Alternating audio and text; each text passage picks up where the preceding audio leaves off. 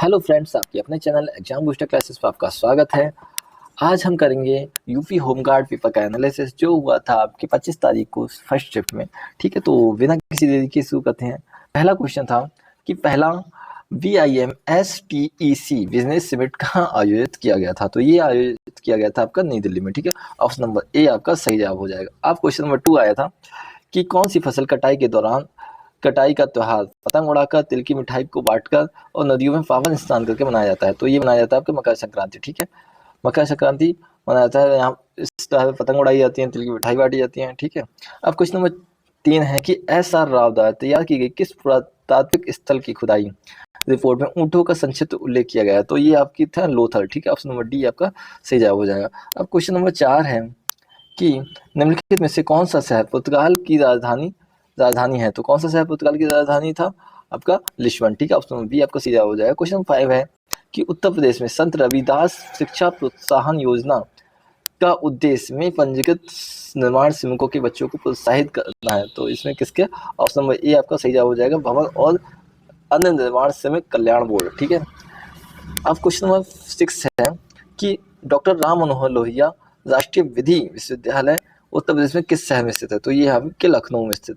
कौन सा, राम मनोहर लोहिया राष्ट्रीय विधि विश्वविद्यालय कहाँ स्थित है, उत्तर प्रदेश में लखनऊ में। ठीक है, अब क्वेश्चन नंबर 7 है कि कौन सा अंतर्राष्ट्रीय संगठन देशों के बीच सुचारू और पूर्वानुमानित व्यापार प्रवाह सुनिश्चित करने के लिए व्यापार नियमों का प्रबंध करने वाला प्रमुख वैश्विक निकाय कौन सा है। तो वो है WTO। ठीक है, वर्ल्ड ट्रेड ऑर्गेनाइजेशन। ठीक है, WTO जो विदेशों अंतर्राष्ट्रीय संगठन देशों को सुचारू रूप से व्यापार को सुनिश्चित करता है। ठीक है, अब क्वेश्चन नंबर 8 है कि भारत के बायोफार्मा क्षेत्र को बढ़ावा देने के लिए केंद्रीय बजट 2026-27 के अंतर्गत कौन सा कार्यक्रम शुरू किया गया था। तो ये किया गया था आपका मेक इन बायोलॉजिस्ट।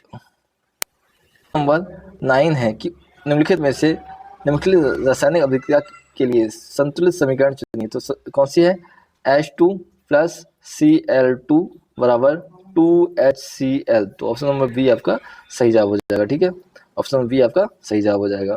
निम्नलिखित में से कौन सा दुर्लभ फूलों की घाटी वैली ऑफ फ्लावर में पाया जाता है। तो वैली ऑफ फ्लावर कहाँ है, आपकी उत्तराखंड में। ठीक है, अब ये उसमें कौन सा दुर्लभ फूल है, वो है आपका ब्लू पॉपी। ठीक है, ऑप्शन नंबर सी आपका सही जवाब हो जाएगा, ब्लू पॉपी।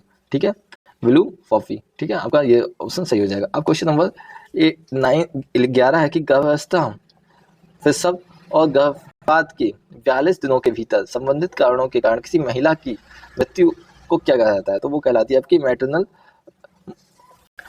मृत्यु। ठीक है, मातृ मृत्यु। ऑप्शन नंबर ए आपका सही हो जाएगा। अब क्वेश्चन नंबर 12 है कि वियतनाम की आधिकारिक मुद्रा क्या है। तो वियतनाम की आधिकारिक मुद्रा है वियतनामी डोंग। ठीक है, ऑप्शन नंबर ए आपका सही जवाब हो जाएगा।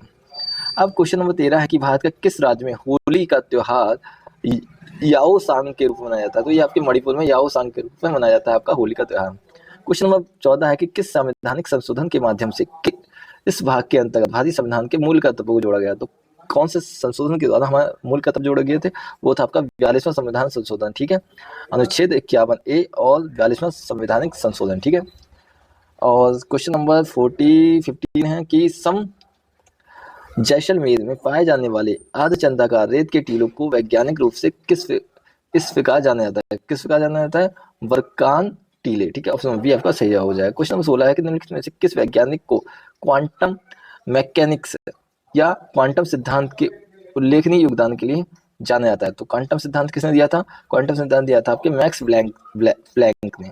ठीक है, मैक्स प्लैंक ने। ऑप्शन बी आपका सही जवाब हो जाएगा। क्वेश्चन नंबर 17 है कि फेफड़ों में कूपका यानी कि एल्वोलाई होती हैं, इस सतह पर कौन सी प्रक्रिया पाई जाती है। तो एल्वोलाई क्या करती हैं, गैसों का आदान प्रदान करती हैं।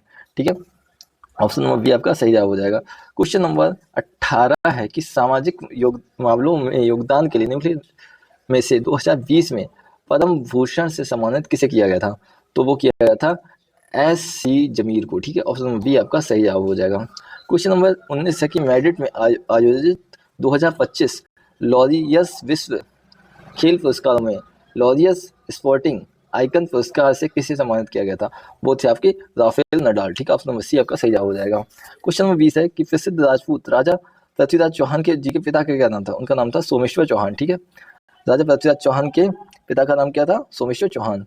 अब क्वेश्चन नंबर 21 है कि कौन सा भारतीय संगठन भूटान के विद्यार्थियों को छात्रवृत्ति प्रदान करता है? तो भूटान के विद्यार्थियों को छात्रवृत्ति प्रदान करता है आपका ICCR, ठीक है। ऑप्शन नंबर ए आपका सही जवाब हो जाएगा। क्वेश्चन नंबर 22 है कि निम्नलिखित में से कौन सा रविन्द्रनाथ टैगोर द्वारा रचित एक काव्य नृत्य नाटक है? काव्य नाटक है आपका चित्रा गदा, ठीक है, चित्रा गदा। आपका ऑप्शन नंबर डी आपका सही जवाब हो जाएगा।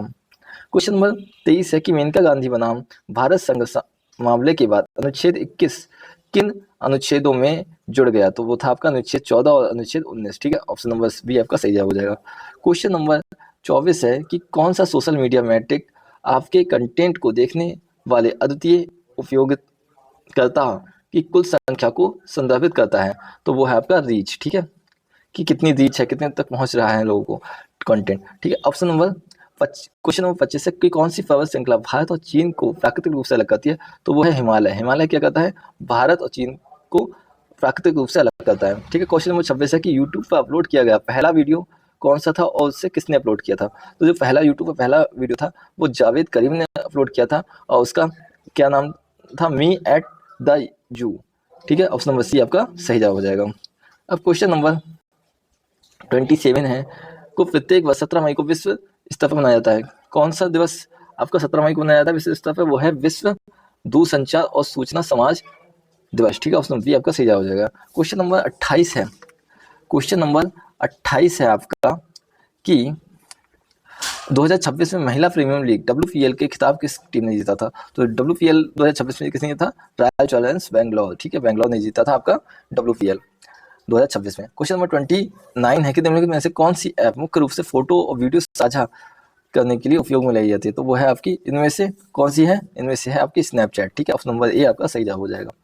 क्वेश्चन नंबर 29 है आपका, क्वेश्चन नंबर 30 है कि निम्नलिखित में से कौन सी तिथि सीमा भारत में राष्ट्रीय सड़क सुरक्षा सप्ताह के वार्षिक पालन को चिन्हित करती है? तो कौन सी सीमा आपको राष्ट्रीय सड़क सुरक्षा सप्ताह को पालन करती है? वो है 11 से 17 जनवरी, ठीक है। ऑप्शन नंबर बी आपका सही जवाब हो जाएगा। क्वेश्चन नंबर 31 है कि श्री नरेंद्र सिंह सैनी को द्रोणाचार्य पुरस्कार किस वर्ष प्राप्त हुआ? वो हुआ था आपको 2012 में, ठीक है। ऑप्शन नंबर डी आपका सही जवाब हो जाएगा। क्वेश्चन नंबर 32 है कि निम्नलिखित में से कौन सा विषय भारतीय संविधान के अनुच्छेद 189 के अंतर्गत आता है? वो है सदनों में मतदान, ठीक है। ऑप्शन नंबर ए आपका सही जवाब हो जाएगा। क्वेश्चन नंबर 33 है, क्वेश्चन नंबर 33 है निम्नलिखित में से कौन सा उत्तर प्रदेश की अक्षमताओं की रोकथाम के लिए शल्य चिकित्सा अनुदान योजना के लिए पात्रता मानदंड नहीं है? तो कौन सा मानदंड नहीं है? कि आवेदक और आवेदन के अभिभावक की वार्षिक आय 1 लाख से अधिक होनी चाहिए, ठीक है। तो ये आपका मानदंड नहीं है, ठीक है। अब क्वेश्चन नंबर 34 है कि रुद्रेश्वर मंदिर के नाम से जाना जाने वाला रामप्पा मंदिर किस भारतीय राज्य में स्थित है? जो रामप्पा मंदिर है वो आपके किस राज्य में स्थित है? तो वो आपके है तेलंगाना में स्थित, ठीक है। ऑप्शन बी आपका सही जवाब हो जाएगा। क्वेश्चन नंबर 35 है कि